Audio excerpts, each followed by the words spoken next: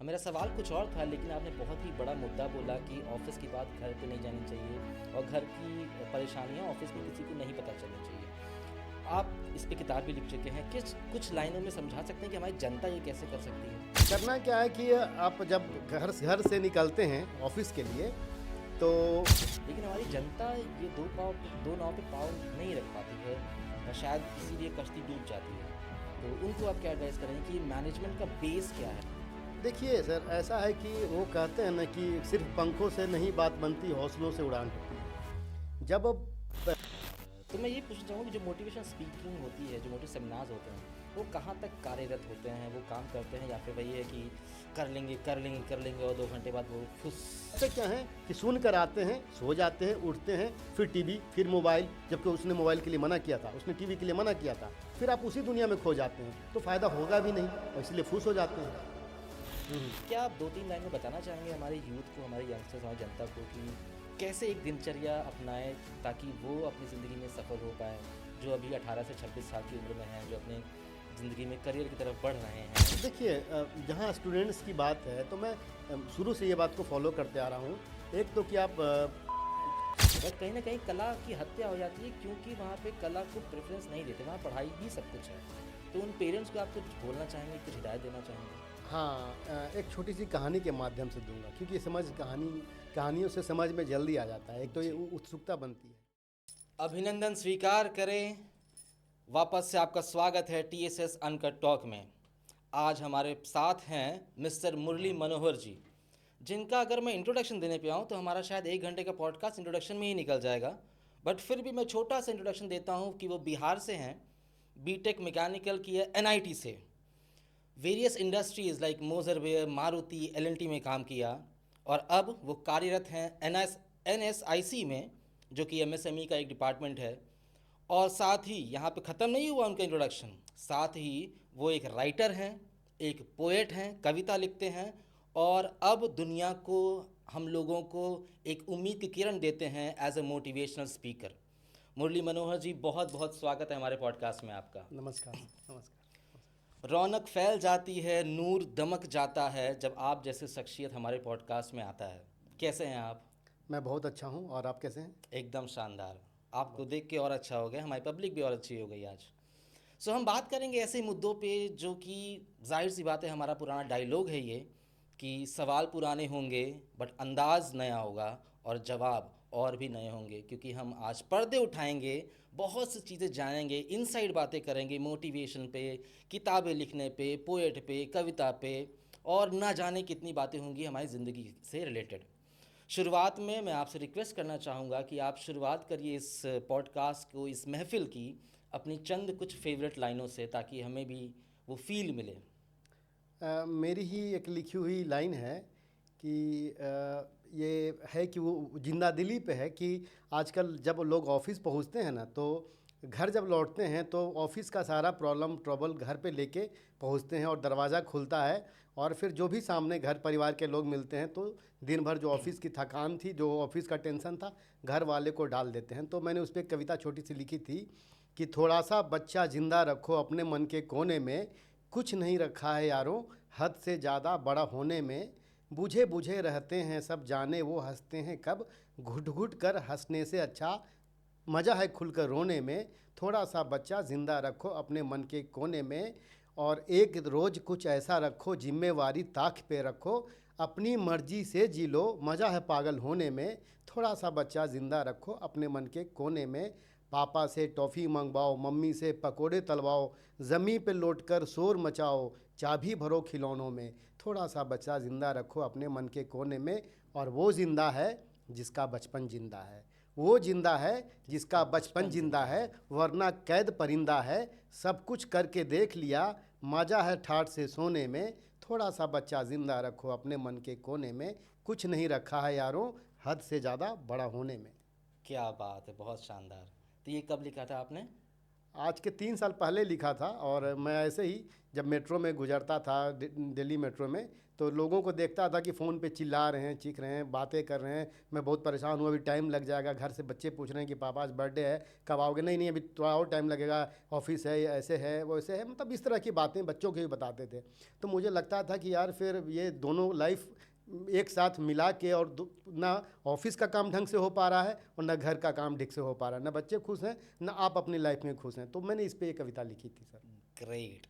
सो शुरुआत करते हैं। मुझे आप ये बताइए, थोड़ा सा हंसी वाले तरीके से मैं पूछूंगा इसको, कि बिहार का एक छात्र जहाँ पे आईएएस पीसीएस बनने का प्रेशर दबाव होता है, प्रेशर होता है, उसने किया बीटेक मैकेनिकल, फिर प्राइवेट में बड़ी बड़ी कंपनीज में आपने काम किया, एलएनटी जैसी कंपनीज़ में, फिर ये एमएसएमई एनएसआईसी आया, फिर एक कविताएं आई, बीच में किताबें आई, आपने एक मोटिवेशन के ऊपर भी किताब लिखी है, जो कि मैं दर्शकों को बताना चाहूँगा कि इनको बेस्ट ऑथर अवार्ड मिल चुका है, इनको इंडियन एक्सीलेंसी अवार्ड मिल चुका है, और ना जाने कितने अवार्ड्स पा चुके हैं ये। और अब आप मोटिवेशनल स्पीकर के तौर पे हैं, आज आप पॉडकास्ट की जर्नी स्टार्ट कर रहे हैं। तो मतलब बचपन से कंफ्यूज थे कि क्या करना है, या फिर बस करते चले जा रहे हैं? नहीं सर, ऐसा है कि छोटी सी ज़िंदगी है, और जब जैसा जीने का मौका मिला, जब लगा कि इसको भी जी लेते हैं, इसको भी जी लेते हैं, इसको भी जी लेते हैं, तो मौका मिलता गया और हमने किसी मौके को गंवाया नहीं। जब लगा कि बहुत कुछ सीख लिया है कारपोरेट वर्ल्ड से, अब लोगों को देना है, जो नए बच्चे आ रहे हैं उनको सिखाना है कि भाई काम भी करो और अपनी ज़िंदगी भी जीते रहो। मैं इंजीनियर हूँ, पर मैंने लिटरेचर से अपना लगाव हमेशा कायम रखा, और कई राजभाषा, भारत सरकार गृह मंत्रालय राजभाषा विभाग से अवार्ड भी मिला। तो मैंने दोनों लाइफ को अलग अलग रखा और दोनों लाइफ को जिया। मैं अपने घर परिवार के भी लाइफ को बड़े अच्छे जीता हूँ, और बच्चों को पता ही नहीं कि ऑफिस में आज क्या हुआ। अगर ऑफिस में बहुत बुरी स्थिति भी रही होगी, लेकिन बच्चे कभी गेस नहीं कर सकते कि ऑफिस में क्या हुआ है। और यही बात जब मैं ऑफिस में पहुँचता हूँ तो लोगों को दिखता है कि इनका परिवार जीवन कितना खुश है और कितना ये सुखी हैं, क्योंकि आपका जो भी पल है रिफ्लेक्शन होता है। ऑफिस में पहुंचते हैं तो घर से क्या लेके पहुंचते हैं, ऑफिस वालों को वो दिखता है, और जब घर पे जाते हैं तो घर वाले को नहीं दिखना चाहिए कि ऑफिस में क्या हुआ है। तो मैं ये बच्चों को समझाने के लिए मैंने किताब लिख दी, जो मेरा एक्सपीरियंस था कि कैसे इसको करना है। उसके बाद फिर जब चलते फिरते कहीं भी कुछ भी अनुभव हुआ तो मैं कॉपी डायरी लेके चलता हूँ, कविता लिखता हूँ, और उसको कंप्लीट करके फिर मैंने एक कविता संग्रह भी प्रकाशित कराई। ओके। मेरा सवाल कुछ और था, लेकिन आपने बहुत ही बड़ा मुद्दा बोला कि ऑफिस की बात घर पे नहीं जानी चाहिए, और घर की परेशानियां ऑफिस में किसी को नहीं पता चलनी चाहिए। आप इस पे किताब भी लिख चुके हैं, किस कुछ लाइनों में समझा सकते हैं कि हमारी जनता ये कैसे कर सकती है? करना क्या है कि आप जब घर से निकलते हैं ऑफिस के लिए, तो बिल्कुल हंसते खेलते निकलें, और यह सोच के निकलें कि घर जो चलाने के लिए ज़रूरी चीज़ हैं मैं उसको लाने जा रहा हूँ। और वहाँ जब पहुँचते हैं तो ये सोच के काम करिए कि ऑफिस में आए हैं तो कोई भी आपको अगर पैसा दे रहा है, आप पे इन्वेस्टमेंट कर रहा है, तो वो रिटर्न लेगा। आपको काम करना पड़ेगा, प्रेशर भी आएगा, और उस प्रेशर से निकल के आपको उस काम को करना पड़ेगा।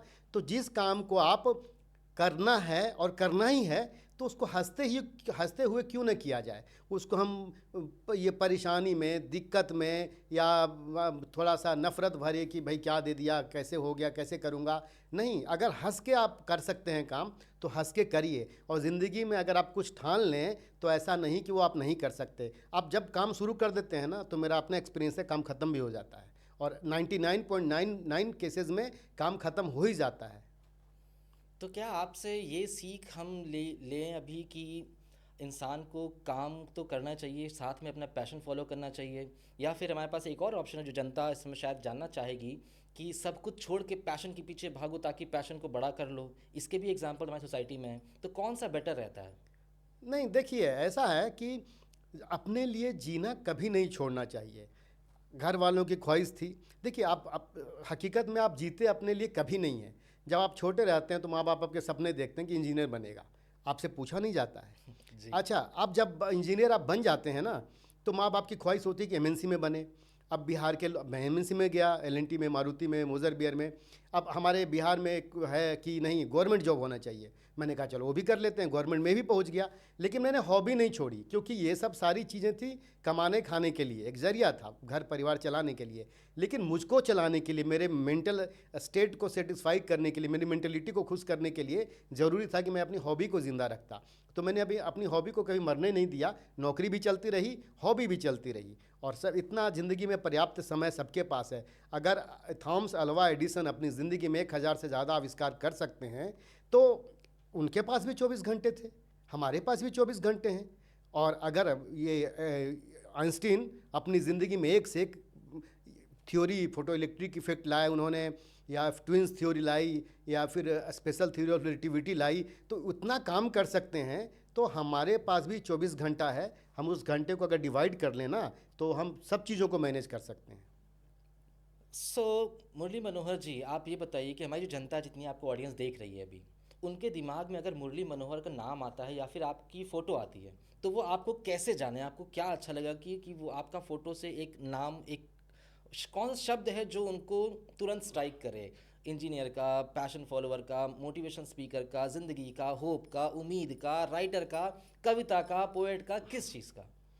सर ऐसा है ना कि आपको जो लगता है कि हम, एक बगीचा है, उसमें गुलाब भी है, चमेली भी है, गेंदा का फूल है, आपकी मर्जी कि आप किस फूल को तोड़ना चाहते हैं। तो मैं अपने आप में जितना कुछ है, अगर आपको कुछ पसंद आता है तो आप लीजिए, ग्रहण करिए। कविता मैंने लिख दी क्योंकि मुझे लगा कि ये एक ज्वलंत मुद्दा है जो समाज में हो रहा है। मैंने आज एक कविता लिखी, कल दूसरी लिखी, ऐसे करके 21 कविताएं लिख के मैंने संग्रह करा ली। ओके। अब मुझे लगा कि लोगों को गैप है, जनरेशन गैप आ रहा है। लोग अपने परिवार से, बाल बच्चों के साथ सेट नहीं कर पा रहे हैं, कलह चल रहा है। ऑफिस में कोई आता है और कहता है कि मेरे घर में तो यार ऐसे चल रहा है, बच्चे सुनते नहीं हैं, वाइफ अलग है, सबकी अलग अलग डिमांड है। इस पे मैंने आई स्टूडेंट्स को देखता हूँ कि प्रेशर में है कि क्या करें। इंजीनियरिंग कर ली, इंजीनियरिंग के बाद फिर नौकरी भी कर ली, अब नौकरी के बाद शादी करनी है, शादी के बाद भी खुश नहीं है, तो ज़िंदगी ऐसे कैसे चलेगी। तो मैंने उस पर स्ट्रगल ऑफ लाइफ एक और चैप्टर लिख दिया। तो ऐसे मैंने एक मोटिवेशनल बुक लिख दी। तो आपको जो पसंद है, आपको लगता है कि ये पार्ट इनका एक्सेप्ट करना चाहिए, मेरी कविता अच्छी लगती है, मेरी कविता उठाइए, मेरी मोटिवेशनल बुक अच्छी लगती है, वो भी उठाइए। जब हिंदी वाली मोटिवेशनल बुक बहुत चल गई ना, ऊंची सोच ऊंची उड़ान, तो विंग योर थॉट्स करके उसका इंग्लिश वर्जन भी ये हुआ। तो आप वो भी पढ़िए, आपको जो मन है उसमें पढ़िए, लेकिन जो बेसिक है उसको कभी मत छोड़िए, जिससे आदमी को, आपको ज़िंदा रहना है, परिवार को, बाल बच्चे को ज़िंदा रखना है। क्योंकि कई बार हॉबी से आपको रिटर्न नहीं मिलता है, करेक्ट है ना। तो आपको देखना है कि मुझे हॉबी पे ज़्यादा फोकस करना है। अगर हॉबी से अच्छा रिटर्न मिल रहा है तो फिर बहुत अच्छी बात है। लेकिन हमारा क्या था कि हमारे प्रोफेशन अलग था, हॉबी अलग थी, और दोनों को मैंने पूरा किया। ग्रेट। आपने नाम लिया गुलिस्तां का, इस पे एक कहावत है, बर्बाद गुलिस्तां करने को सिर्फ एक ही उल्लू काफ़ी है, अनजाने गुलिस्तां क्या होगा, हर साख पे उल्लू बैठा है। तो कभी आपकी ज़िंदगी में ऐसा कोई फेज़ आया जिसमें आपको लगा यार नहीं यार, अब दोनों नहीं हो पाएगा, अब बस करते हैं? या फिर फैमिली प्रेशर, या फिर वर्क प्रेशर, काम का प्रेशर, या फिर कोई भी मतलब कुछ अलग आपके वैवाहिक जीवन में बच्चे आए, कभी भी ऐसा कोई फेज़ आया कि आपको लगे कि नहीं यार, अब गिव अप करने का टाइम आ गया है, अब नहीं हो पाएगा मेरे से? सर ऐसा होता है कि कई बार आपके पास आता है, वो लम्हा आता है, इसका मतलब ऐसा नहीं कि रोक देना है, वहाँ ठहर जाना है। ठीक है, दो महीना, 2-3 दिन, 2 साल, ठीक है, अभी है 2 साल की ज़रूरत है, या 2-4 महीने नहीं कर पाएंगे, ठीक है, उतने देर हम ठहर जाते हैं, पर रुकते नहीं हैं। अब जैसे ही वो लम्हा गुजर जाता है, वो क्षण गुजर जाता है जिसके लिए हमने अभी खड़े थे, रुके हुए थे, फिर चलना शुरू कर देते हैं कि नहीं, फिर अभी फ्री है टाइम, फिर लिखना शुरू कर देते हैं, फिर अपनी हॉबी शुरू कर देते हैं। ओके। तो मतलब वहाँ से लौटना नहीं है, ठहरना नहीं है, बैठ नहीं जाना है, जर्नी है, कंटिन्यूअसली जारी रखनी है। तो ऐसा कोई लम्हा आप शेयर करना चाहेंगे जिससे कि हम जनता या हम कुछ सीखें आपसे कि ऐसा भी कोई मोड़ आया था जो मुरली मनोहर की लाइफ में था और जो अभी तक जनता नहीं जानती है, वो एस्पेक्ट आपका? सर ऐसा बहुत हुआ। अब मैं ऑफिस एक बार जा रहा था, अब मैं गिर गया, अब चोट लग गई, काफ़ी चोट लग गई, है ना। तो उस समय थोड़ा ये 4-5-6 महीना का पीरियड था कि बेड पे रहा, हाथ उठता नहीं था, फिजियोथेरेपिस्ट आते थे। तो उस समय को भी था जिसमें ऑफिस तो नहीं जाना होता था, लेकिन अब और सब लोग मिलने आते थे, क्या हो गया क्या हो गया, लेकिन मैंने नहीं देखा कि क्या हो गया। मैंने उसको अपॉर्चुनिटी लिया।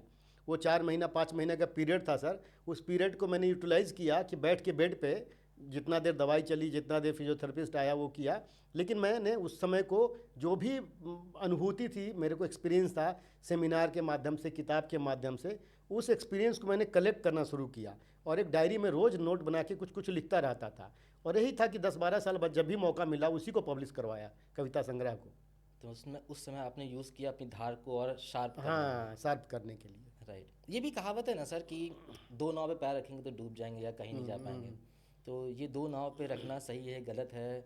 और बेसिकली ये मैनेजमेंट की एक टेक्निक है जो आप फॉलो करते हो। आप शायद इसलिए कर पा रहे हो क्योंकि आपने एमएनसीज में काम किया, आप मोटिवेशनल स्पीकर्स हैं, आपने बहुत दुनिया देखी है, आप लोगों से मिले हैं, उनसे सीखे हैं। लेकिन हमारी जनता ये दो नाव पे पाँव नहीं रख पाती है और शायद इसीलिए कश्ती डूब जाती है। तो उनको आप क्या एडवाइस करें कि मैनेजमेंट का बेस क्या है? सबसे पहला चीज़ क्या करें कि वो सब कुछ साथ लेके चल सके? क्योंकि उनको परिवार लेके चलना है, उनको अपनी लाइफ लेके चलना है, पैशन लेके चलना है, दुनिया का स्ट्रेस, काम का स्ट्रेस और न जाने क्या क्या चीज़ें हैं। तो वो मैनेज करके यहाँ तक मुरली मनोहर अगर बिहार से, गया से होके आज दिल्ली में बैठ के पॉडकास्ट कर रहे हैं, नेशनल अवार्डी हैं, ये मैनेजमेंट कैसे कर सकते हैं? क्योंकि ये एक मैनेजमेंट स्किल है जो कि जनता जानना चाहेगी। देखिए सर, ऐसा है कि वो कहते हैं ना कि सिर्फ पंखों से नहीं बात बनती, हौसलों से उड़ान होती है। जब परिंदा पेड़ की पतली टहनी पे बैठता है ना, तो उसको पता है कि टहनी कमज़ोर है, झुक जाएगी या टूट जाएगी, लेकिन वो डरता नहीं है क्योंकि उसको पंखों पे विश्वास होता है कि सब कुछ भी नहीं रहा तो मेरे पंख हैं, मैं उड़ लूँगा। तो अगर आप दो नावों पे पैर रखे हुए हैं तो कोई बात नहीं। अगर ज़रूरत पड़ती है कि एक नाव को छोड़ना है तो एक उस समय कुछ समय के लिए एक नाव पे पैर रख लीजिए, दोनों पैर, ठीक है। फिर अगर मौका मिलता है, मतलब ये नहीं दृढ़ रहना है कि नहीं हम दो ही नाव पे चलेंगे। जब जैसा सिचुएशन आया वैसा अपने आप में चेंज लाते रहिए, समय के अनुसार चेंज लाते रहिए, सब कुछ ठीक होता रहेगा। सामने अगर आपकी दीवार आ जाती है तो आप दीवार नहीं तोड़ते हैं, अपना रास्ता बदल देते हैं। ज़िंदगी में कई लम्हे ऐसे आते हैं जब पता नहीं चलता कि क्या करना है, तो उस समय आपको ठहर जाना है, सोचना है। अब कई बार हम सोचते हैं कि हमें वो चीज़ मिल जाएगी तब मैं लक्ष्य की प्राप्ति होगी, पर कई बार लक्ष्य की प्राप्ति तब हो जाती है जब आप ठहर जाते हैं, सोचते हैं और एक लम्हा ऐसा आता है कि आपको सोल्यूशन मिलना शुरू हो जाता है। बस घबराना नहीं है, शांति से धैर्य रखकर और शांत चित्त होकर मनन करना है। रास्ता अपने आप दिखने लग जाएगा, जहाँ चाह वहाँ राह। दो नाव पे पैर है, रखे रहिए। अगर कंफर्टेबल है तो, दिक्कत हो रही तो हटा लीजिए। फिर अगर लगता है कि अब कंफर्टेबल फिर हो गए नाव पे, दो नाव पे पैर रख सकते हैं, फिर रख लीजिए। मैंने काफ़ी मोटिवेशनल स्पीकर्स को सुना है ये बोलते हुए कि you have to burn the bridges. आपको पुराने पीछे जो पुल हैं वो बंद करना है अगर आपको एक लक्ष्य पे पहुंचना है। तो आपकी बात और उनकी बात कहीं ना कहीं कॉन्ट्रडिक्ट कर रही है। तो आप क्या कहेंगे कि बर्न द ब्रिजेस एक सही ऑप्शन है या फिर जो आपने बताया मैनेजमेंट का स्किल जो कि मुझे अच्छा लगा वो सही ऑप्शन है? देखिए सर, ऐसा है कि कोई रास्ता परफेक्ट नहीं होता। हो सकता है कि देखिए, सिचुएशन पे डिपेंड करता है। श्री कृष्ण ने जाके कौरवों को समझाया, पहले शांति का रास्ता दिखाया कि हमें 5 गांव दे दीजिए, ठीक है, और 5 गांव दे दीजिए, हम काम चला लेंगे, बाकी आपका पूरा साम्राज्य है। पर उन्होंने कहा कि नहीं, सोल्यूशन यहाँ पे नहीं मिला उनको, ठीक है। तो नौबत दूसरी तरीके की आ गई है, युद्ध की नौबत आई। युद्ध से फिर तो आपको देखना है कि सिचुएशन क्या है, उसके अकॉर्डिंग आपको अपने आप में बदलाव लाना है। अगर पास्ट को छोड़ना कभी नहीं है, क्योंकि पास्ट आपकी बुनियाद है, ठीक है, जिस पे आपने चलना शुरू किया है। वो रास्ता अगर खराब था, कंकड़ थे, पत्थर थे, कांटे थे, तो उन रास्तों का एक्सपीरियंस जो आपने गेन किया है ना, अनुभव गेन किया है, वो आगे के रास्तों में काम आएगा। आपको पता चल जाएगा कि या दूसरे उसी एक्सपीरियंस को आप दूसरे का शेयर कर सकते हैं कि अगर यहाँ तक पहुँचना है तो इस रास्ते को अपना, वो रास्ता ठीक नहीं है। या फिर आप और दूसरा शॉर्टकट बता सकते हैं या कुछ और भी बदलाव करके ला सकते हैं। तो या तो अपने अनुभव से खूब आप सीखिए या फिर दूसरों का आप रास्ता दिखाइए। तो दोनों तरीके का हो सकता है। मोटिवेशनल स्पीकर का काम ये है कि आप अपने अनुभव से लोगों को सिखाइए और उनके अनुभव भी सुनिए, और उनके अनुभव में भी कोई अगर अच्छी बात लगती है तो आप उसी अनुभव को सिखाइए कि नहीं, मुझसे भी बेहतर एक रास्ता है जो मैंने दूसरे लोगों से सीखा है। आपने बात किया मोटिवेशन का, तो ये कैसा ज़माना है कि अगर मेरी ज़िंदगी में मुझे अच्छा करना है, मुझे पैसा कमाना है, मुझे जीना है, मुझे मुस्कुराना है और मैं पैसा दे रहा हूँ किसी को 50,000 1 लाख रुपए कि भाई मुझे मोटिवेट कर दो कि मुझे ही खुश रहना है। ये मोटिवेशनल स्पीकर्स की ज़रूरत आई कहाँ से? देखिए सर, मोटिवेशनल स्पीकर की ज़रूरत इसलिए आई कि आज हर आदमी इतना फ्रस्ट्रेटेड है। क्यों? आप एक कमरे में बंद हैं, पढ़ाई लिखाई कर रहे हैं।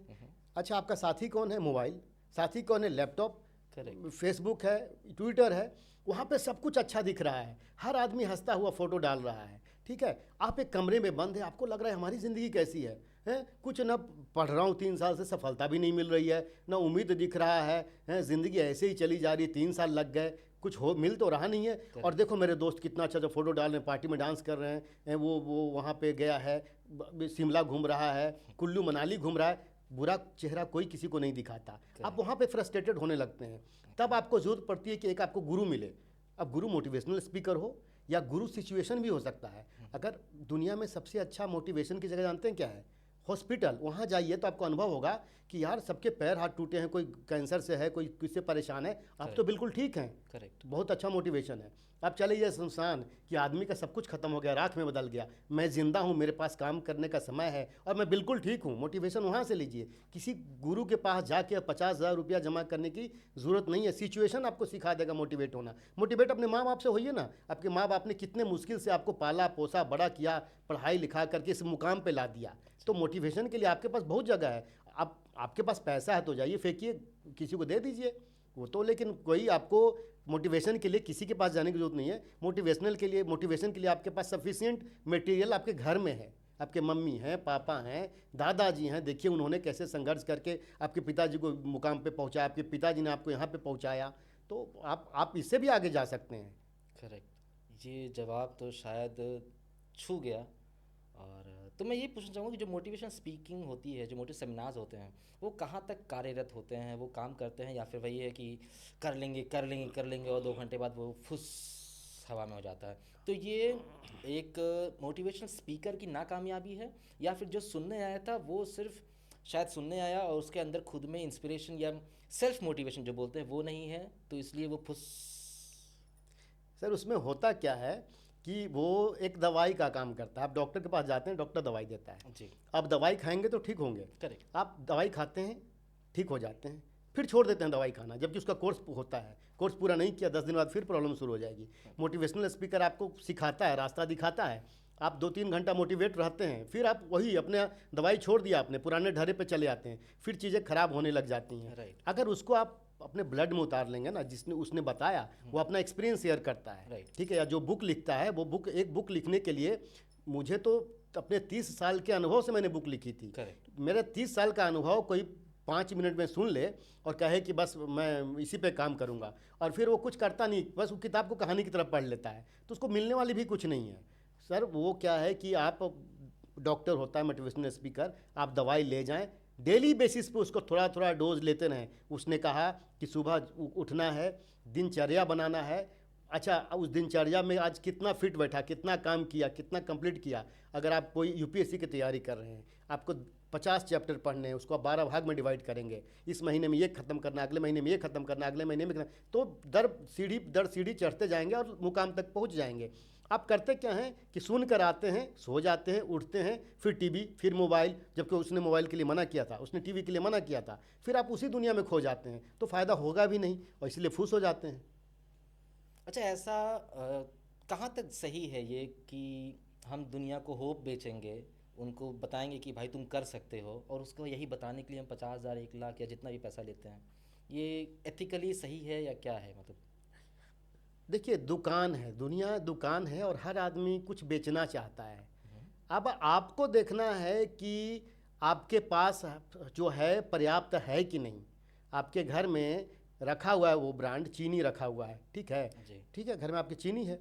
अब आप सोचते हैं कि नहीं, मैं स्पेशली उसी ब्रांड का चीनी लूँगा। आप जब उस ब्रांड के पास जाएंगे तो ब्रांड बोलेगा हम तो इस चीनी को ऐसे रुपये किलो बेचते हैं, वो अपनी मर्जी से बेच रहा है, करेक्ट। जबकि चीनी आपके पास घर में भी है। ठीक है, जी। आप ब्रांड पे जा रहे हैं, कहीं कुछ जाने की ज़रूरत नहीं है। मैंने कहा ना कि अगर आप खुद से भी मनन करेंगे, चिंतन कर लेंगे। देखिए, महात्मा बुद्ध से बड़ा या कृष्ण से बड़ा मोटिवेशनल स्पीकर कोई हुआ ही नहीं। कोई नहीं। इन्होंने कहाँ से ज्ञान की प्राप्ति की? कृष्ण ने अपने जीवन का सार ही तो बताया। जी। या बुद्ध ने क्या किया? बुद्ध को कोई बताने वाला नहीं था। वो गए और महात्मा बोधि वृक्ष के नीचे बैठ गए, चिंतन मनन करने लगे, फिर अपना तन मन सब गला दिया और सोचते सोचते मंथन करते करते करते करते उनको प्रकाश का रास्ता दिमाग में आया। उन्होंने एक बात बोली, आत्मदीपा विहरत आत्मदीपो भवा। अपने अंदर ही आपकी ज्योति है, उसी से खुद को प्रकाशित करिए। ज्ञान की ज्योति है। तो हमारे पास दिया है, लेकिन हम दिया में जलाना नहीं चाहते हैं। वो एक रामधारी सिद्धिनकर ने रश्मि रथी में लिखा है कि गुण बड़े एक से एक प्रखर, छिपे मानवों के भीतर, मेहंदी में जैसे लाली हो, वर्तिका बीच उजियाली हो, बत्ती जो नहीं जलाता है, रोशनी नहीं वो पाता है, जब पीसा जाता इच्छुदंड, बहती उससे धारा अखंड, जब फूल पिरोए जाते हैं हम उनको गले लगाते हैं। आपको पहले ज्ञान की ज्योति जलानी पड़ेगी। आपको प्रकाश चाहिए तो उठना पड़ेगा, स्विच ऑन करना पड़ेगा। करेक्ट। अच्छा, जो मोटिवेशन में हम लोग करते हैं ना कि हसल कल्चर होता है वहाँ पे, कि मतलब लगे रहो, डटे रहो, करते रहो, हो जाएगा।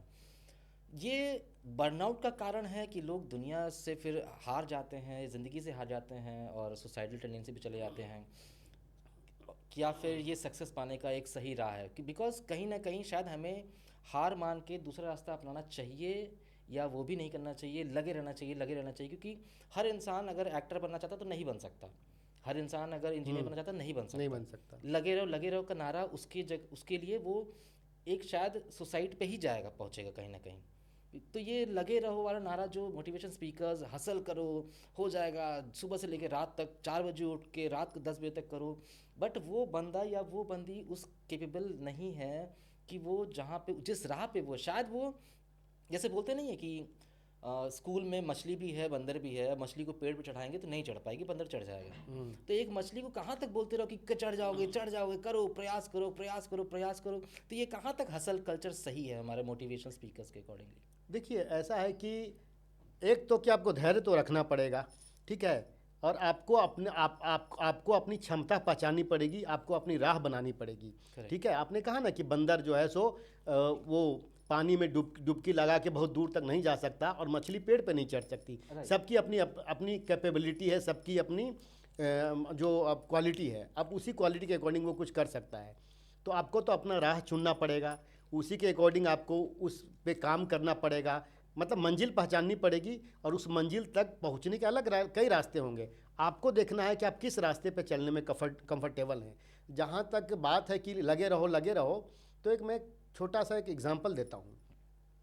जब बांस का पेड़ होता है ना, तो जब बांस का आप जड़ों को ज़मीन में दबाइएगा तो 1 महीने में कुछ नहीं दिखेगा, 2 महीना कुछ नहीं, 1 साल कुछ नहीं, 2 साल कुछ नहीं, 3 साल के बाद वो ज़मीन के ऊपर इतना सा निकलना शुरू होता है, उसकी वो दिखती है। अब ये सोचिए कि वो 3 साल तक ज़मीन के अंदर था और हमने सोचा कि अब गल गया, पेड़ खराब हो गया, बांस का पेड़ निकलेगा ही नहीं क्योंकि 3 साल हो गया। लेकिन आपको पता है वो 3 साल तक कर क्या रहा था? उसको 300 फीट ऊपर जाना था, 600 फीट ऊपर जाना था। तो जितना जिसको ऊपर जाना है उसने उतनी ही जड़ें मजबूत की। वो ज़मीन के अंदर 150 फीट गया जड़ों को पकड़ने के लिए, ज़मीन को पकड़ने के लिए कि उसको 600 फुट ऊपर जाना है। तो अगर आपको बहुत ऊपर जाना है ना तो समय लगेगा, जड़ मजबूत बनाना पड़ेगा। इसलिए मोटिवेशन में अगर कोई कह दे कि चुटकी में हो जाएगा मेरे मोटिवेशन के बाद, तो नहीं, धैर्य की जरूरत पड़ेगी। बीटेक की डिग्री 4 साल की है तो 4 साल में ही मिलेगी।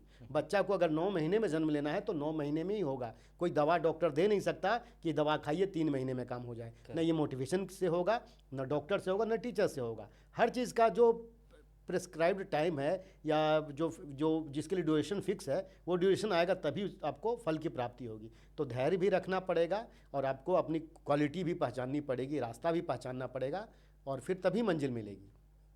अच्छा, हम सब ज़िंदगी में हमेशा कुछ ना कुछ सीखते हुए चलते हैं। आप भी सीखते हुए आज यहाँ पहुँचे हैं और हम आज भी सीखेंगे, कल भी सीखेंगे, तभी हम एक अच्छे इंसान के रूप में आगे आएंगे, राइट?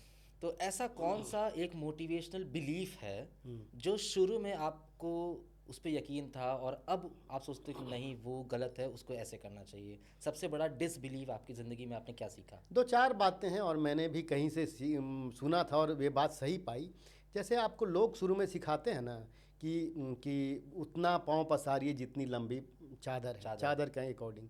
आपको कोई ये नहीं बताता कि क्यों भाई घुट के रहना, क्यों सिकुड़ कर रहना, क्यों अपने आप को समेट के रखना। अगर चादर छोटी है तो दुनिया बहुत बड़ी है, आप चादर डबल बेड की खरीद लीजिए, ठीक है, और पूरे तन को फैला के और आराम से सोइए, ये करके नहीं, लेकिन आपको उसके लिए मेहनत करना पड़ेगा। सिंगल बेड की चादर को डबल बेड की चादर खरीदने के लिए मेहनत करना पड़ेगा। ये नहीं कि पहले कहते क्या थे कि जितना लंबा चादर है उतना ही उसमें सोना है, रास्ता दिखाते ही नहीं थे।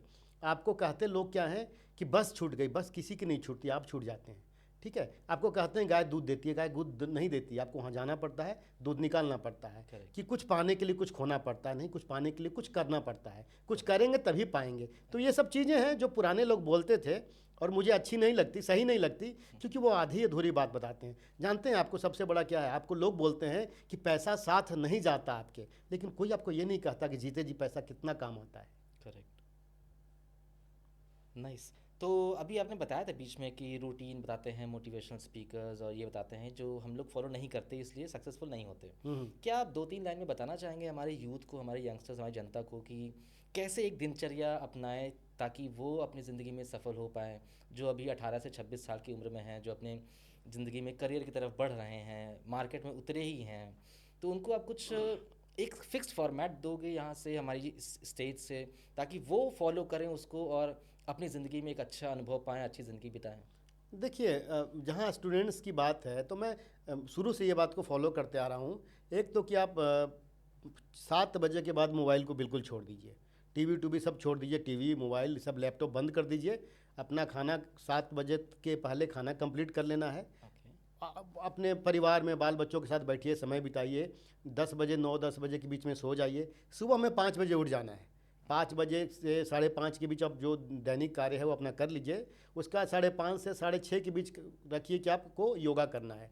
1 घंटा योगा एक्सरसाइज अपने जीवनचर्या में शामिल कर लें, क्योंकि जितना पोल्यूशन है बाहर में, जितना बाहर में अशांति है, योगा से आपको शांति की प्राप्ति होगी। एक्सरसाइज करेंगे तो आप शारीरिक रूप पे मजबूत होंगे, अगर योगा करेंगे तो मानसिक तौर पे मजबूत होंगे। तो आधा घंटा योगा कर लिया, आधा घंटा एक्सरसाइज कर लिया अपने हिसाब से। उसके बाद फिर अपना जो भी है, नहाना धोने के बाद, पूजा पाठ करने के बाद, खाना पीना खाया, अपने ऑफिस के लिए निकल गए। और जब ऑफिस से आए तो बिल्कुल 6 से 7 तक के बीच जो भी कुछ काम अगर पेंडिंग है, सब्जी लाना, कुछ भी लाना, अपना कर लिया। 7 से के बाद वही है।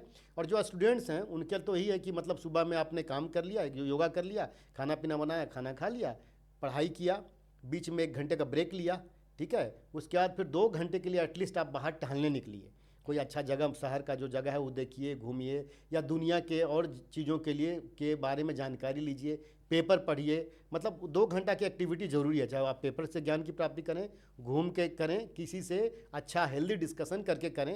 ये सब अपने लाइफ में रखें।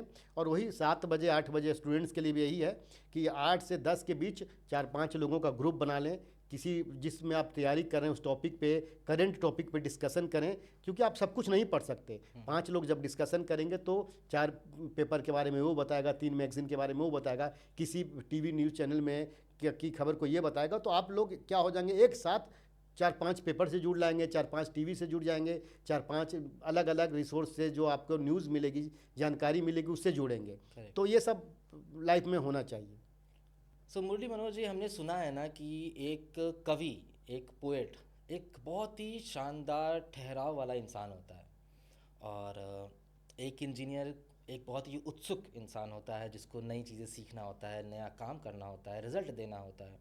तो क्या एक अच्छा इंसान आपको एक अच्छा इंजीनियर बनाया, या अच्छा इंजीनियर आपको एक पोएट बनाया, या अच्छा इंसान आपको पोएट बनाया, या फिर आप अच्छा लिखते हैं इसलिए अच्छा इंसान बने? देखिए, ऐसा है कि आप जो हैं उसमें बहुत पैरामीटर्स होते हैं, बहुत चीज़ों का योगदान होता है। अगर आप अच्छी कविता लिखते हैं तो इसका मतलब क्या, आप अच्छा ऑब्जर्वर भी हैं, आप चीज़ों को ग्रहण करते हैं, समाज में जो चीज़ बदलाव हो रहा है उसको बारीकी से उसको देखते हैं, तभी आप लिख पाते हैं। करेक्ट। और इंजीनियरिंग बैकग्राउंड से ये हुआ कि सोचने के तरीका में थोड़ा सा टेक्निकल पॉइंट्स शामिल हो गए। अब मैं किसी की मतलब कुछ घटनाएं देखता हूँ तो उसको सोचता हूँ कि ऐसा हुआ क्यों, सामाजिक तौर पे भी सोचता हूँ और तकनीकी तौर पे भी सोचता हूँ, और व्यवहारिकता में कितना पॉसिबल है वो भी देखता हूँ। तो ये सभी चीज़ों का संग्रह है जो मैं अपने शब्दों को जमा करता हूँ और कविताओं के माध्यम से उसको उतार देता हूँ। और मेरी कविताओं में या मेरी किताबों में आपको टेक्नोलॉजी की बातें बड़ी मिलेंगी। जैसे मोटिवेशनल स्पीकर आम तौर पे कुछ पैरामीटर्स पे लिखते हैं, काम करते हैं, लेकिन जब आप मेरी बुक पढ़ेंगे तो आपको गीगो की फ़िलॉसफी मिलेगी, गार्बेज इन गार्बेज आउट, कि आपके दिमाग में कूड़ा आप भर रहे हैं तो कूड़ा ही आपका प्रोसेस हो रहा है और कूड़ा ही आपका निकलेगा, यानी कि जो फाइनल प्रोडक्ट निकलेगा, जो विचार निकलेगा, जो आप बोलेंगे वो भी ऐसे ही निकलेगा, क्योंकि आपने ग्रहण ही कूड़ा ही किया था। Garbage in garbage out correct. Theory. इसके बाद आपको काइजन मिलेगा मेरे में, जो टेक्निकल है, लेकिन अपने बुक में बोलता हूँ कंटिन्यूअस इम्प्रूवमेंट, कि अपने आप को थोड़ा थोड़ा थोड़ा, कल से आज, आज से कल, और कल से परसों, और परसों के बाद तरसों, डेली कुछ ना कुछ आपको बेहतर होना है खुद से। कल का मुरली मनोहर कल से अच्छा आज होना चाहिए, आज का मुरली मनोहर से अच्छा कल वाला मुरली मनोहर होना चाहिए। तो आते आते आते आप एक दिन बहुत आप इम्प्रूव्ड वर्जन हो जाएंगे। एक साल वाला मुरली मनोहर जब अभी वाले मुरली मनोहर से मिलेगा तो फ़र्क होगा उसको। वो ऐसा नहीं था, अच्छा नहीं बोल पाता था, या अच्छा नहीं लिख पाता था, या फिर उसमें ये प्रॉब्लम थी, या बोलते समय थोड़ा रुकता था, ठहरता था, हकलाता था। आज का मुरली मनोहर इतना इम्प्रूव्ड है, खुद में इतना इम्प्रूवमेंट लाया है कि बहुत बदलाव है। ठीक है, तो आपको सब कुछ ज़िंदगी में ग्रहण करना पड़ता है। मैं अगर इंजीनियर हूँ तो इंजीनियर वाला भी पॉइंट मेरी कविताओं में दिखेगा, और अगर मैं अच्छा ऑब्जर्वर हूँ, मैं अच्छा सोचता हूँ, मैंने बहुत सारी किताबें पढ़ी हैं, प्रेमचंद भी मेरे किताब में दिखेंगे, दिनकर भी दिखेंगे, बच्चन दिखेंगे, निराला दिखेंगे, आपको पंत दिखेंगे, सबका आपको मिलेगा, क्योंकि मैंने सबको पढ़ा है। और जब जैसा जरूरत पड़ता है उनको मैं उद्धृत कर लेता हूँ, उनको मैं बुला के अपनी कविताओं का एक पार्ट बना लेता हूँ। अच्छा, आपने बोला ना डेली इम्प्रूव करना चाहिए, हमें डेली बेहतर होना चाहिए, तो ये कमियां हमें कैसे मालूम पड़ेगी कि गगन त्रिपाठी या फिर मुरली मनोहर आज जैसा है उसको कैसे बेहतर बनाएं, या कैसे मैं, मेरी कमी कहाँ है ये कैसे मालूम पड़ेगा? दूसरा कोई बताता है तो बुरा लगता है हमको कि ये टॉन्ट मार रहा है या फिर ये कमी निकाल रहा है मेरे में, और खुद हमको रियलाइज़ कैसे होगा कि मेरी कमी ये है, इसको मैं बेहतर करूँ? हाँ, इसका मैं एक बहुत तकनीकी तौर पे एक अच्छा एग्जांपल देता हूँ, आपको अच्छा लगेगा, मैंने किताब में भी लिखी है। जापानीज़ लोग एक वाई वाई थ्योरी को मानते हैं, और वाई वाई थ्योरी क्या है कि अगर आपकी ज़िंदगी में कहीं प्रॉब्लम आए, आप कुछ भी प्रॉब्लम आ रही है, एक एग्जांपल लेके समझाता हूँ। तो अगर प्रॉब्लम आए कि आप ऑफिस में लेट पहुँच रहे हैं, बॉस आपको डांट रहा है, ठीक है। ये प्रॉब्लम है। हाँ। इसका solution why Y analysis, Japanese theory एक वाई वाई एनालिसिस है, वो बताता है, कहता है कि आप उस प्रॉब्लम को उल्टा सोचना शुरू करिए। एक बार वाई पूछिए, 2 बार वाई पूछिए, 3 बार, और मैक्सिमम 5वां बार वाई जब पूछेंगे ना तो उसका आपको जवाब मिल जाएगा। अब कैसे? आपने बॉस से डांट सुनी, वाई, क्यों? लेट आया। क्योंकि मैं लेट आया। क्यों मैं लेट आया? क्योंकि मैं सुबह लेट उठा। Correct. क्यों लेट उठा भाई? तो क्योंकि मैं रात में लेट तक लेट मोबाइल सोया। देख रहा था। हाँ। ठीक है, लेट तक मोबाइल देख रहा था। प्रॉब्लम क्या है? मैं लेट सोया। लेट क्यों सोया? क्योंकि लेट तक मोबाइल देख रहा था। प्रॉब्लम यहाँ है कि मैं लेट सोता हूँ तभी लेट उठता हूँ। तो जब चौथा वाई आपको बता दिया कि आप मोबाइल देर तक देख रहे थे, आपको किस पे काम करना? नहीं, आप मोबाइल 7 बजे के बाद नहीं देखना है, नहीं देखना। क्योंकि ये इसकी वजह से 4 चीज़ें मेरी खराब हुई। मैं देर तक सोया तो देर उठा, फिर ऑफिस पहुंचने में देर हो गई, फिर बॉस ने डांटा, और ये आपके अपार को ख़राब करेगा, आपका परफॉर्मेंस ऑफिस में ख़राब करेगा। जब साल के अंत में आपको कुछ अवार्ड मिलने, रिकॉग्निशन मिलना होगा, प्रमोशन मिलना होगा, नहीं, एक मोबाइल आपको कितना प्रॉब्लम क्रिएट करता है। तो आप इस वाई पे अपनी कमजोरी को वाई वाई के थ्रू नीचे तक, रूट काउज तक पहुंच सकते हैं। करेक्ट। तो ये इंजीनियरिंग पढ़ने का फ़ायदा है कि मैं इसको इस तरह से कोरिलेट कर सकता हूँ। और ऐसे ही 5 में एनालिसिस होती है। 5M। हाँ, ओके। आपकी ज़िंदगी में कुछ भी प्रॉब्लम है तो इसको फिश बोन डायग्राम भी बोलते हैं। कहते हैं कि यही 5 आपका प्रोबेबल रीज़न होगा और इसी पे काम करना होगा। 5 वाई क्यों बोलते हैं इसको 5M क्यों बोलते हैं? क्योंकि सारे चीज़ें एम से शुरू, man, machine, material, method, measurement, यही 5 आपकी ज़िंदगी में प्रॉब्लम का जड़ हो सकता है। अब आपको इस पे काम करना पड़ेगा। अब ज़िंदगी में कुछ भी, आप एग्जांपल लीजिए कि आपके घर में रोटी जली हुई मिल गई, ठीक है, तो एम पे पहला एम क्या होगा? मैन कौन है? वाइफ आपकी बना रही है। अच्छा, अब वाइफ के साथ क्या प्रॉब्लम हो सकती है? उनका मूड नहीं हो, बाहर खाने का मूड हो, या फिर गैस की प्रॉब्लम हो, या फिर आटे में पानी ज़्यादा गुथ गया हो जिसकी स्टीम ज़्यादा बनी, स्टीम ने उसको जला दिया, ठीक है, या फिर वाइफ के पास टाइम नहीं था, मेजरमेंट कि टाइम नहीं था बदलने का, या भूल गई बदलना, रोटी को करना। तो आपको 5M भी सोचने का तरीका बताता है। मैन, मेजरमेंट, तीसरा मैन, मशीन, मटेरियल, मेथड और मेजरमेंट। ओके। तो ये तरीका है सोचने का, आपको इम्प्रूव करने का। अब रोटी जली मिली, अब आप पता करिए कि कहाँ पे प्रॉब्लम है। रोटी जली हुई मिली, ऐसा तो नहीं कि गैस जो था वो उसका बर्नर तेज़ था। अच्छा, वाइफ का मूड नहीं था, या फिर वाइफ बदलना भूल गई थी, या फिर आटे में पानी ज़्यादा चला गया था। तो ये सब सोचने का तरीका, मतलब ये आपको बता देता है कि यही पांचों चीज़ों पे ध्यान देना है। करेक्ट। तो ये सब चीज़ें सीखने के लिए इंसान कहाँ पढ़े, क्या पढ़े और कहाँ से सीखे ये? अब मैंने इंजीनियरिंग पढ़ी। अब जब इंजीनियरिंग मैंने पढ़ी, बहुत सारे कोर्स किए, काइजन का कोर्स किया, डिजिटल काइजन का कोर्स किया मैंने, फिर टीपीएम का कोर्स किया, टीक्यूएम का कोर्स किया। अब ये सब करके सीखा जो मैंने ना, वो मोटिवेशनल बुक में भी मैंने लिखी है सब चीज़ों के, कि अगर देर तक सो रहे हैं तो मैंने बताया ना कि 5 वाई एनालिसिस करिए, वाई एनालिसिस करिए, ये आपको पता चल जाएगा। इसी तरह कि आपके पास अगर दिक्कत है, आपके एम्प्लॉय खुश नहीं आपसे हैं, तो आप वही 5M एनालिसिस करिए कि मैन मशीन मटेरियल मेथड कहाँ पे दिक्कत है मैन के साथ, है ना। मैन के साथ उसका काउंसलिंग करिए कि भाई दिक्कत क्या है, मेरे को इंक्रीमेंट नहीं मिली है, ठीक है, या मेरा प्रमोशन नहीं हुआ, या फिर मुझे ट्रेनिंग नहीं मिली इस काम को करने के लिए, इसलिए मैं गलत काम कर रहा हूँ। Correct. तो ये सब आपको रास्ता बताएगा। तो जब आप इंजीनियरिंग पढ़ लेते हैं और उसको फिर थ्योरेटिकली अपने प्रैक्टिकली अपने इसमें लिटरेचर में लाते हैं, तो डबल फ़ायदा हो जाता है उसका। तो मुझे इसका हमेशा फ़ायदा मिला। मैं इंजीनियर रहा, तो लोग कहते हैं कि बुक में जो है कैसे तुम लिटरेचर का बुक लिखते हो, लेकिन मैं इंजीनियरिंग पॉइंट से वो बुक लिखता हूँ। करेक्ट। तो क्या है आपकी किताब का नाम जो जनता पढ़े, खरीदे और सपोर्ट सर, करे, आपको प्यार दे? एक हिंदी में है ऊंची सोच ऊंची उड़ान, और ये किताब जब बहुत लोकप्रिय हो गई थी तो कुछ लोगों ने बोला कि इंग्लिश वर्जन भी आना चाहिए, तो विंग योर थॉट्स करके बुक है, और ये आपको अमेजन, फ्लिपकार्ट, किंडल सब पे मिल जाएगा, जितने ऑनलाइन प्लेटफॉर्म है ये सब पे अवेलेबल है ये। ओके। अपनी कविताओं की भी, किताब की भी चर्चा कर लीजिए। जब किताब की बात हुई है तो बताइए जनता को कि कौन कौन सी किताबें आपने लिखी हैं, ताकि आपको जनता प्यार दे और पढ़े। एक किताब मेरी है शीतलहरी, वो कविता संग्रह है, और इसमें आपको हर मुद्दा पे मिल जाएगा, क्योंकि मैंने 30 साल में जो भी कविता लिखी ना, उसको संग्रह इसमें किया। इसमें आपको कोरोना का भी काल का भी मिल जाएगा। अच्छा, इसमें आपको आपके बचपन की जो प्रॉब्लम थी वो उसको भी मिल जाएंगी। अच्छा, इसमें आपकी जो ख्वाहिश है ज़िंदगी में पाने की कुछ, उसकी भी आपको झलक मिलेगी। समाज में जो बदलाव की उम्मीद करते हैं, इसमें कविताएं उससे भी संबंधित हैं।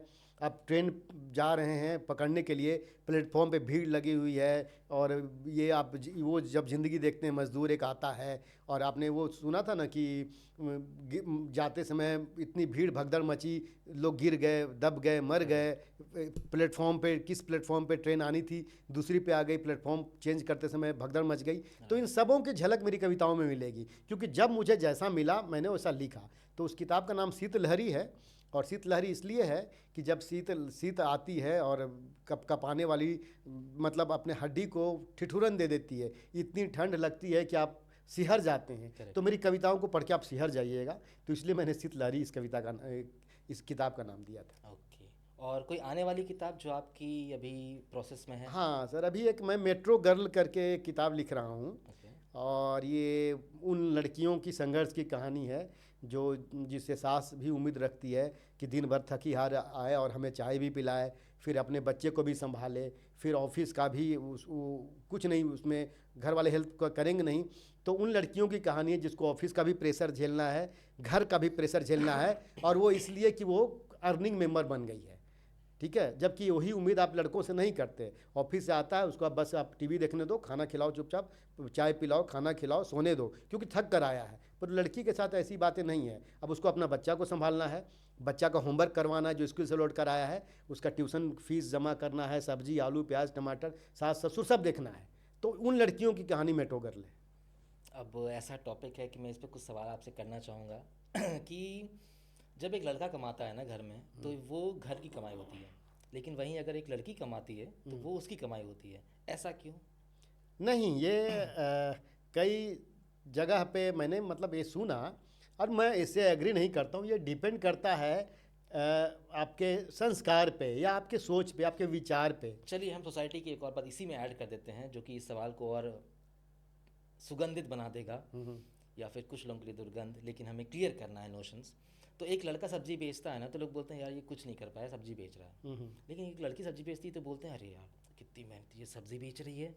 एक लड़का अगर छोटा काम कर रहा है, सफाई का ना, लोग बोलते हैं अरे यार ये ज़िंदगी में कुछ नहीं कर पाया, नालायक निकला अपने बेटे की, नालायक औलाद बोल देते हैं उसको। और एक लड़की अगर करती है, देखो कितनी मेहनत करती है, ये घर घर जाके साफ़ सफाई करती है। ये भेदभाव हमारी सोसाइटी में क्या आपकी बुक से दूर होगी, या फिर इसको कवर करना अभी भी एक सोसाइटी में बचा है? नहीं, मैंने इस पे लिखा नहीं है, लेकिन मैं इन बातों से सहमत नहीं हूँ। जहाँ तक अब तो मतलब समाज समानता की बात चल रही है, लड़का लड़की एक ही तरह की बात चल रही है। जितना जिम्मेवारी पुरुष पे है उतना ही जिम्मेवारी महिलाओं को भी लेना चाहिए। और ऐसा नहीं कि पुरुष की कमाई पूरे घर की कमाई है और स्त्री की कमाई उसकी खुद की कमाई है। आपका भी परिवार है, आपका भी बच्चा है, आपका भी पति है, आपके ही लोग हैं, तो आपको भी सपोर्ट करना चाहिए, तभी घर परिवार अच्छे से चल पाएगा। एक्चुअली ये जो सामाजिक बंधन है और ये सामाजिक जो परंपरा है, पुरानी परंपरा है, उसमें हम ये मान के चलते थे पहले कि पुरुष ही कमाने वाला मेंबर है। पर जब स्त्री कमाने निकली है तो उसको भी अपने विचारों में बदलाव लाना पड़ेगा। अब वो धारणा कि लड़का नालायक है, वो तो बहुत मेहनती है, दोनों सब्जी ही बेच रहे हैं, तो ऐसा क्यों? नहीं, वो धारणा भी गलत है। इसलिए गलत है वो धारणा कि मैंने कहा ना कि आप समानता की बात करते हैं, आप तो लड़कियां खुद। समानता कहाँ है? समानता सिर्फ बातों में है, शायद पेपर में है, शायद रूल्स में है, लेकिन अगर समानता करना हो तो हमें हर जगह समानता करनी चाहिए। आज भी उनका फॉर्म 500 का मिलता है जो लड़कों का 1000 रुपये का मिलता है। आज आप तो खुद इंजीनियर रह चुके हैं, इंजीनियर के फॉर्म भी उनके लिए 300 के, हमारे लिए 1000 के हैं। अगर समानता चाहिए तो सब जगह समानता होनी चाहिए। डीटीडीसी की बस उनके लिए फ्री है, हमारे लिए नहीं, क्यों? क्या हम किस लिए नहीं नहीं, जाते? ये तो सरकार की नीतियां है ना, सरकार चाहती है। एक्चुअली अभी भी अगर आप देखें तो महिलाओं का प्रतिशत योगदान बहुत कम है, नौकरी में या फिर कहीं भी किसी व्यवसाय में, या फिर आप देख लें कहीं भी तो बहुत कम लड़कियां अभी भी घर से बाहर निकल रही हैं, नौकरी करने के लिए बाहर आ रही हैं। तो गवर्नमेंट की पॉलिसी ऐसी है कि उनको भी आगे बढ़ाया जाए, उसकी भागीदारी ज़्यादा से ज़्यादा दी जाए, ओके। चाहे संसद में हो चाहे नौकरियों में हो, तो इसलिए रिजर्वेशन दिया जाता है। ओके। तो ऐसा इसका मतलब नहीं है कि उनको कुछ अलग से कोई छूट दी गई है या उनसे अलग बर्ताव किया जा रहा है। नहीं, उनको आपके बराबर लाने के लिए ही ये सब पॉलिसी बनाई जा रही है, उनको दिया जा रहा है ताकि बाहर निकले और ये जो है सो सामाजिक या आर्थिक स्तर पे स्त्रियां इतनी मजबूत हो जाएं कि परिवार को संभालने में मदद दें। सो मुरली मनोहर जी, क्या सिर्फ बिहारी होना या बिहार से आना एक इकलौता रीज़न है जो आप प्राइवेट नौकरियां छोड़ के सरकारी पे आए? क्योंकि आपने प्राइवेट में भी बहुत बहुत बड़ी बड़ी कंपनी में काम किया है, एल&टी, मारुति, मोजर बेयर जैसी कंपनी में काम किया है। तो ये प्राइवेट और पब्लिक सेक्टर में आने का क्या कारण था? नहीं, देखिए ये सर ये अपॉर्चुनिटी की बात थी। ओके। मैंने योगदान दिया, एल&टी में काम किया, मोजर बियर, मारुति सुब्रोस जैसी एमएनसी में मैंने काम किया। जी। अब एक समय ऐसा आया कि लगा कि नहीं, अब बहुत योगदान हुआ, मतलब ये, लेकिन अब मैं एनआईटी से पढ़ा लिखा हूँ। जी। अब एक कभी आपको सोचते हैं, और हम लोग इतने बिहार के लोग सेंसिटिव होते हैं कि लगता है कि यार जिसने हमें बहुत कुछ दिया उसके लिए भी कुछ करें, उससे जुड़ाव हो। अब हम गवर्नमेंट ऑर्गेनाइजेशन में इसलिए आए कि एक लगाव था, सरकारी नौकरी का तो लगाव होता है, और हम बिहार के लोगों में थोड़ा ज़्यादा ही होता है। ज़्यादा होता है। तो हाँ, तो अब हम जाते थे तो जैसे घर पे गए तो एल&टी में काम करते हैं, मारुति में, मोजर बियर में, तो आपको 10 लोग में से 9 लोग यही बोलते हैं कि प्राइवेट में है। और अभी बहुत लोग बेरोजगार हो गए, 2008 में तो मंदी आ गई, छूट गई नौकरी, ये है कि तो आपको उस नज़रिए से देखा जाता है। Correct. तो ये तो अपना है ही, लेकिन मेरा लगाव का वजह ये था कि मैं गवर्नमेंट ऑर्गेनाइजेशन से जुड़कर और गवर्नमेंट में अपना कुछ योगदान देना चाह रहा था, ताकि मेरा काफ़ी अच्छा एक्सपीरियंस था प्राइवेट सेक्टर में। तो लगता था कि मैं उधर जाऊं और उधर भी योगदान दूं, क्योंकि मैं सरकारी स्कूल से, सरकारी कॉलेज से, और सरकारी मतलब एनआईटी भारत सरकार का बड़ा रिप्यूटेड ऑर्गेनाइजेशन है, तो इस वजह से मैं थोड़ा सा रिटर्न देने की ख्वाहिश लेकर इधर आया हूँ। ओके। सो प्राइवेट सेक्टर और पब्लिक सेक्टर में अंतर क्या है? नौकरी में टाइमिंग तो सेम है, सब कुछ सेम है, कल्चर में, कॉर्पोरेट कल्चर जो बोलते हैं, इस पे आपका क्या कहना है? देखिए सर, कॉर्पोरेट कल्चर में ये होता है कि आपको एक फ्रीडम होती है काम करने की, और एक अपना दायरा बढ़ाने की, कि आप कहाँ तक सोच सकते हैं, कहाँ तक काम कर सकते हैं। यहाँ तक कि आउट ऑफ बॉक्स थिंकिंग के, आउट ऑफ बॉक्स आपका जो कुछ काम करते हैं उसके अलग से रिकॉग्निशन वगैरह होती है, ये सब कुछ होता है। गवर्नमेंट में थोड़ा प्रोसीजर से काम होता है, आपका सब कुछ बंधा हुआ होता है, नियम कायदे कानून से बंधे होते हैं, और फाइलों का भी सिस्टम होता है कि ये फाइल इसके बाद यहाँ जाएगी, उसके बाद इस लेवल पे जाएगी, वहाँ से क्लियर होगी, या फिर सबके पास अपना अपना लिमिटेड पावर्स होता है। कॉर्पोरेट सेक्टर में जब आप हैं तो अनलिमिटेड हैं, चाहे जिस भी पोस्ट पे हैं आपके पास पावर अनलिमिटेड है, चाहे आपका फाइनेंशियल पावर है या फिर किसी अपने ऑफिशियल ड्यूटीज़ हैं, वो अनलिमिटेड होती हैं। गवर्नमेंट में आपके हर पोस्ट पे रेस्ट्रिक्शन के साथ काम करना पड़ता है, तो वही एक बड़ा डिफरेंस है। ओके। सो पब्लिक सेक्टर में अभी आप एग्जैक्टली क्या करते हैं? आपका काम क्या है, आपका बेस क्या है? अभी आप बीटेक मैकेनिकल से यहाँ पहुँचे, तो अभी आप सरकारी डिपार्टमेंट में क्या करते हैं एग्जैक्टली? सर मैं शुरू से ही टेस्टिंग में रहा हूँ, जैसे प्राइवेट सेक्टर में भी रहा ना, एल&टी, मारुति, मोजर, बी आर। तो मैं टेस्टिंग फील्ड में रहा हूँ, quality assurance, quality control department में रहा हूँ। और मैं बिल्डिंग मटेरियल से रिलेटेड सारे टेस्टिंग का मैंने कोर्स भी किया है, तो okay. Six sigma black belt हूँ मैं। तो ये टेस्टिंग एग्रीगेट, सैंड, सीमेंट, कितना पानी मिक्सिंग होगी, कितना क्या लगेगा, टीएमटी सरिया वगैरह जो लगेगा उसको किस साइज़ का लगना है, और उसका मैट्रिक्स किस तरह से बनेगा। तो मेरा यही काम है, इंश्योर करना क्वालिटी कंट्रोल को या क्वालिटी एश्योरेंस को, देखना कि क्वालिटी वाइज ये जो भी कंस्ट्रक्शन का काम है सही है कि नहीं है। ओके। सो जनता में से किसी यूथ को या फिर किसी भी हमारी ऑडियंस को आपसे कुछ सीखना हो या आपको रीच आउट करना हो, तो क्या किताबें ही एक ज़रिया हैं, या फिर आप सोशल मीडिया पे एक्टिव हो, आपका यूट्यूब, आपका इंस्टा, या फिर आप अपना फ़ोन नंबर शेयर करना चाहोगे कमेंट में नीचे बिलो, ताकि लोग जो चाह रहे हैं कि वो मुरली मनोहर जैसे बन सकते हैं, या कोई इंजीनियर होगा जिसके अंदर कवि है, लेकिन वो कवि बेचारा कहीं ना कहीं उस कला की हत्या हो गई क्योंकि वो कॉर्पोरेट प्रेशर में फंस गया। तो जो आपको देख के इंस्पायर हो रहा है अभी लाइव, और उनके लिए आपको पहुंच पाना कैसे मुमकिन है? देखिए, मेरी जितनी किताबें हैं ना, उन किताबों में मैंने लेखक की कलम से वाली जो चैप्टर है, उसमें मुझे आपको मेरा मेल आईडी मिल जाएगा। उसके बाद फिर आपको मैं इंस्टाग्राम पे, ट्विटर पे, फेसबुक पे, यूट्यूब पे सब जगह एक्टिव हूँ, मुरली मनोहर ऑफिशियल के नाम से। आपको मिल जाएगा वहाँ पे डिटेल्स मेरा। और बाकी ऐसे मैं अवेलेबल हमेशा रहता हूँ। आप मेरा मोबाइल नंबर आप मैं शेयर कर देता हूँ, आप मुझे कभी भी कांटेक्ट कर सकते हैं किसी भी मुद्दे पे। मेरा मोबाइल नंबर है 7874757687। फिर से बोल देता हूँ, 7874757687। आप कभी भी कांटेक्ट कर सकते हैं, किसी भी मुद्दे पे बात करना हो तो मुझसे कर सकते हैं, और मैं हमेशा अवेलेबल रहता हूँ। ग्रेट। सो एक मैसेज हम चाहेंगे कि आप यूपी बिहार के पेरेंट्स को दें। हमने यूथ से बात कर लिया कि वो दबाव ना बनाए अपने बच्चों पे कि मुरली मनोहर आईएएस अफसर बनेगा या फिर एक इंजीनियर बनेगा, क्योंकि हमारे यूपी बिहार में इतना टैलेंट है। आप तो छोटे छोटे शहरों से देखिए टैलेंट उभर के आ रहा है। आप महेंद्र सिंह धोनी का नाम लीजिए, रांची से कोई क्रिकेटर उम्मीद भी नहीं करता था, वो निकले। और भी बहुत से आर्टिस्ट हैं जो इस समय बूम कर रहे हैं। बट कहीं ना कहीं कला की हत्या हो जाती है क्योंकि वहाँ पे कला को प्रेफरेंस नहीं देते, वहाँ पढ़ाई ही सब कुछ है। तो उन पेरेंट्स को आप कुछ बोलना चाहेंगे, कुछ हिदायत देना चाहेंगे? हाँ, एक छोटी सी कहानी के माध्यम से दूंगा, क्योंकि ये कहानियों से समझ में जल्दी आ जाता है। एक तो ये जी। उत्सुकता बनती है। करेक्ट। एक बार क्या हुआ कि एक मुर्गी के घोंसले में बाज का अंडा गिर गया। अब जब बाज का अंडा गिर गया तो मुर्गी जब घूम कर आई शाम को, तो देखी कि 4 की जगह 5 अंडे हैं। तो उसको लगा कि चलो अपना ही है, कोई दिक्कत नहीं है। अब जब अंडे से चूजे निकले तो एक चूजा थोड़ा साइज़ में बड़ा था, जो बाज का बच्चा था साइज़ में बड़ा था। अच्छा। अब और 4 छोटे थे, तो लगा ठीक है अपना ही बच्चा जो भी है।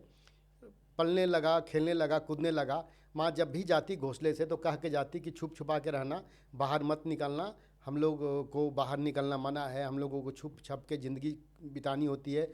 बहुत कुत्ते, बिल्ली, मैना, बहुत सारे लोग घूम रहे हैं जो हमारे लिए दुश्मन है, हमें वहाँ नहीं जाना चाहिए। करेक्ट। एक दिन क्या हुआ कि बाज का बच्चा आसमान की तरफ देखता है, तो देखता है कि एक बहुत बड़ा पक्षी, बाज ही था, बहुत बड़ा पक्षी, और आसमान में सबसे अधिक ऊंचाई पे उड़ रहा है पंख फैला के, जैसे कि पूरे गगन का सम्राट वही है, पूरा साम्राज्य ही जो आसमान का है उसी का है। उसने कहा अपने भाइयों से कि मैं भी उड़ता हूँ। तो चारों भाइयों ने मिलकर उसको बहुत पीटा कि तुम्हें पता है मुर्गियाँ उड़ती हैं क्या, हम नहीं उड़ सकते। कहता नहीं नहीं मैं उड़ सकता हूँ। उसने पंख फैलाया, कोशिश की, तो जब शाम को आई माँ तो माँ को चारों ने कंप्लेन कर दिया कि भैया तो उड़ने की कोशिश कर रहा था, तो माँ ने बहुत पीटा कि हम मुर्गी हैं, हम नहीं उड़ सकते। अब देखिए उस बाज के बच्चे में उड़ने की कैपेबिलिटी तो थी, लेकिन उसकी बिरादरी ने, सोसाइटी ने, समाज ने, माँ बाप ने दबा दिया कि तुम उड़ नहीं सकते क्योंकि तुम मुर्गी हो। था बाज। तो हर आदमी बाज है, लेकिन हम डरते क्यों हैं? हमारे माँ बाप नहीं, रिस्क मत लो, इधर मत करो, उधर मत करो, इसी रास्ते पे चलो, इंजीनियर ही बनो, डॉक्टर ही बनो, इसी पे फील्ड है। बाकी प्रेस में क्या करोगे, कुछ फ़ायदा नहीं है प्रेस में करने का। बैडमिंटन खेल के, क्रिकेट खेल के क्या करोगे, लाख लोग क्रिकेट खेल रहे हैं, 11 लोग की टीम बनती है, कुछ फील्ड नहीं है, ये नहीं है, वो नहीं है, कई तरह की बातों को दबा देते हैं। तो हम में से जो आदमी बाज भी है ना, जो उड़ सकता है, उसको भी उड़ने नहीं दिया जाता है। तो मैं लोगों को, पेरेंट्स से यही कहूँगा कि अगर आपका बच्चा कुछ करना चाहता है और सही फील्ड है, आपको लगता है कि फील्ड सही है, तो आप ये मत देखिए कि उसमें लिमिटेशंस हैं। अब महेंद्र सिंह धोनी का सर ने एग्जाम्पल दिया, तो कभी कोई सोच सकता था कि एक रांची में जहाँ पे अच्छे से कोई फील्ड नहीं है, क्रिकेट पिच नहीं है, कोई कोच नहीं है, वहाँ का एक बच्चा सीख सीख के, खेल खेल के, जो चाहता तो टीटी की नौकरी ज़िंदगी भर करते रह जाता, लेकिन उसने टीटी की नौकरी नहीं की क्योंकि उसको घुटन हो रही थी। लेकिन समाज ने भी उसको उड़ने नहीं दिया। आप मूवी देखेंगे तो देखेंगे कि उसको सब कोई दबा रहा है कि क्रिकेट क्यों खेल रहे हो, उसके पिताजी कहने कि उधर कुछ नहीं है, टीटी की नौकरी लगी है, ढंग से करो। शादी ब्याह करने की बात उसी समय हो रही थी, लेकिन उसने क्या किया, ट्रेन छोड़ा और फिर क्रिकेट खेलने पहुंच गया। तो यही हम लोगों को करना पड़ेगा, यही सोच करना पड़ेगा। और आपको पेरेंट्स से हम मतलब विनम्र अनुरोध है, आग्रह है कि आप फ्रीडम दे बच्चों को, जैसा वो करना चाहते हैं करने दीजिए। आप उनका जो उड़ान है उड़ने दीजिए, उनको अपना पंख फैलाने दीजिए। आपने पाल पोस के बड़ा कर दिया, इतना उनको लायक बना दिया कि अगर खुद से डिसीजन ले रहे हैं और सही डिसीजन ले रहे हैं तो उसमें आप बाधा न बने।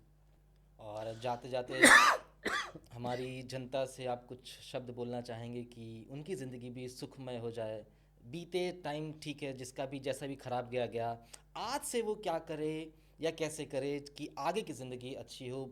कोई मतलब नहीं उनकी क्या एज होगी, क्या है, समाज जनता को कोई लास्ट मैसेज एक मोटिवेशनल सेमिनार के गुरु मुरली मनोहर जी से?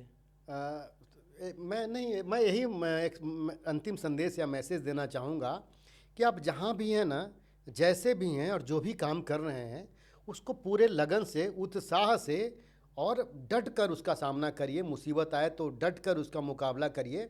देखिए, ज़िंदगी में अगर ठहराव है या फिर ज़िंदगी में अगर एक समानता है तो मौत का प्रतीक होता है। जिंदा आदमी है ना तो उसको तकलीफ़ होगी, जिंदा आदमी है तो दर्द होगा। जानते हैं ना, मरने के बाद आदमी को जला दिया जाता है और आग की गर्मी भी महसूस नहीं होती। अगर आपको महसूस हो रही ना आग की गर्मी, जलन महसूस हो रही है, दर्द महसूस हो रहा है, तो आपको ज़िंदा होने का ये प्रमाण है। और आप जब ज़िंदा हैं तो ज़िंदा ही मत रहिए, करिए, चलिए, उठिए, भागिए और इतना भागिए कि ज़माना पीछे छूट जाए।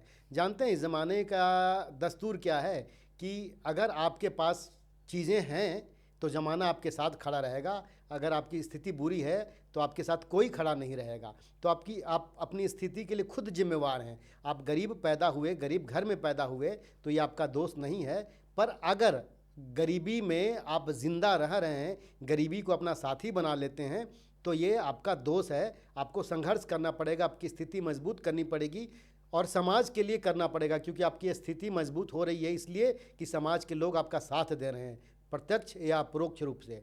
तो आप सबको लेकर साथ चलिए, आगे लेकर बढ़िए, अच्छा सोचिए, अच्छा रिटर्न दीजिए और हमेशा खुश रहिए, मुस्कुराते रहिए। अगर 1 सेकंड मुस्कुराने से आपकी सेल्फी संवर जाती है, सेल्फी अच्छी आती है, तो ज़िंदगी में अगर मुस्कुराने की आदत डाल लीजिएगा तो ज़िंदगी अच्छी बन जाएगी। बहुत ही खूबसूरत लाइन आपने बोला कि अगर ज़िंदा हैं तो सिर्फ ज़िंदा मत रहिए, कूदिए, खेलिए, दौड़िए, भागिए। बहुत ही शानदार लाइन थी ये। तो सर आपने इसी में बीच में ना एक चीज़ बोली कि ज़िंदा रहिए। आज मेरे ख्याल से हमारी जो ट्रेंड चल रहा है बहुत ही ज़्यादा हाई हो गया है सुसाइडल रेट। लोग हार रहे हैं अपनी ज़िंदगी से और कुछ भी गलत कदम उठा रहे हैं। ऐसे व्यूवर्स जो अभी देख रहे हैं उनकी ज़िंदगी में ऐसा मोड़ पे हैं वो कहीं ना कहीं कि वो ज़िंदगी से हार चुके हैं या फिर हार रहे हैं या उनको दिख रहा है कि वो हारने वाले हैं। इस मोड़ पे उन्हें क्या करना चाहिए कि वो ज़िंदा रहें, कूदे, खेलें, दौड़े, भागें और ये जो सुसाइडल टेंडेंसी ये इससे दूर रहें? देखिए, एक बात याद रखिएगा, मैंने कहीं पढ़ा था कि ज़िंदगी में आप जितना भी पीछे रह जाए ना, मुड़ के देखिएगा बहुत लोग आपसे भी पीछे होंगे। और ज़िंदगी में आप कितना भी आगे निकल जाइए ना, आप सर उठा के देखिएगा बहुत लोग आपसे भी आगे होंगे। ठीक है, तो कोई लिमिट नहीं है आगे पहुंचने की और पीछे रहने की। अगर आप जहां पे हैं ना, बहुत अच्छे जगह पे हैं, इसी जगह पे अपनी स्थिति मजबूत करिए और एक एक कदम आगे बढ़ाते जाइए, पीछे मुड़ने का नहीं है। एक एग्जांपल देता हूं, जो लोग मरने का सोचते हैं ना, एक बार एक बच्चे ने कहा कि मैं 12th में फेल कर गया, तो सुसाइड करने के लिए जाता है कि मैं मर जाऊंगा, मैं तो 12th फेल कर गया। तो जब कूदने जा रहा था तो उसके एक गुरु मिल गए। बोला क्या हो गया? कि सर मैं फेल कर गया 12th में, मैं मर जाऊंगा, अब तो करने का फ़ायदा क्या है, 12th फेल कर गया। तो बोला पागल हो क्या, तुमको पुनर्जन्म में विश्वास है ना, अगला जन्म होगा ना? तो बोला हाँ होगा। तो अगला जन्म जब होगा बेटा तो फिर क्लास 1 से शुरू करना पड़ेगा। क्लास 11 तो पहुँच ही गए हो ना, 1 साल फेल किए हो, 1 ही साल बर्बाद होगा, पढ़ के आगे निकल जाओ। अगर मर जाओगे ना और पुनर्जन्म होगा तो क्लास 1 से शुरू होगा, 12 साल मेहनत करना पड़ेगा। करेक्ट। इस पे एक वो है ना कि फेल आदमी तब होता है जब वो खुद हार मानता है, दुनिया तो फेल करने के लिए है ही नहीं। 12th में फेल किया किसी ने या फिर आप फेल हो गए तो अगले साल पास हो जाओ, 3 साल ले लो पास हो जाओ, 4 साल ले लो, वो तो तैयार है आपको पास करने के लिए। आप हार माने कि हमसे नहीं हो पाएगा तब आप फेल होते हो। फेल होते हैं। राइट। हाँ।